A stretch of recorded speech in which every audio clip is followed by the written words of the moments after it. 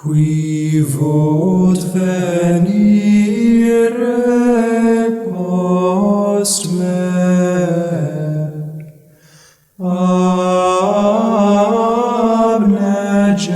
semet ipsum, et tollat crucem suam,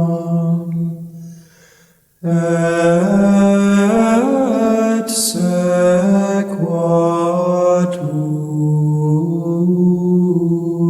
me.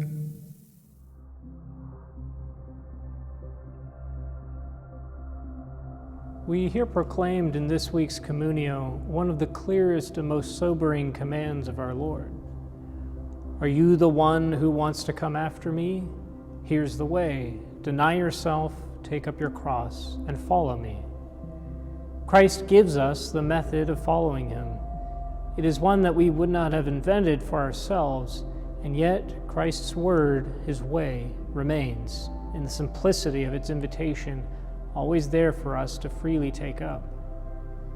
It is, of course, tempting to rush through this word, especially so when it challenges us.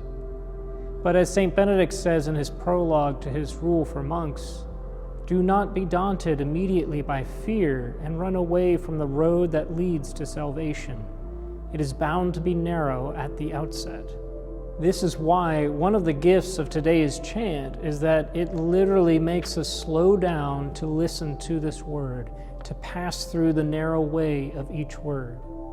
For example, if we look at the pneuma form known as the pes, in which we sing two ascending notes, the earliest chant manuscripts that we have can indicate this movement in two ways, either by a quick swoop, as in Vult, or by a hard check, which is found over all the other pedes in this piece. Just as a hard check took more effort for the monk to mark down, it tells the singer to chant this syllable with a greater deliberateness. Qui vult venire post me, he who wants to come after me, or et tollat crucem, let him take up his cross. The weight with which these words are proclaimed help us to understand that the object of this desire is not vague. It has a name and a face, Jesus of Nazareth. To follow after him, to go where he goes, to be where he is. But why? Because our heart waits for a presence that awakens it, that corresponds to the deepest level of our humanity's need.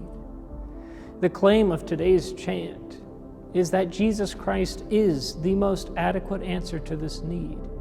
And if we've had this experience, then if we are truly to be reasonable, we must follow where he leads, because in him what seems to be narrow weightiness of each word opens to a great vista of unconquerable life. Or, in the words of St. Benedict, as we progress in this way of life and in faith, we shall run on the path of God's commandments, our hearts overflowing with the inexpressible delight of love. Qui vult venire post me, abneget semet ipsum, et tollat crucem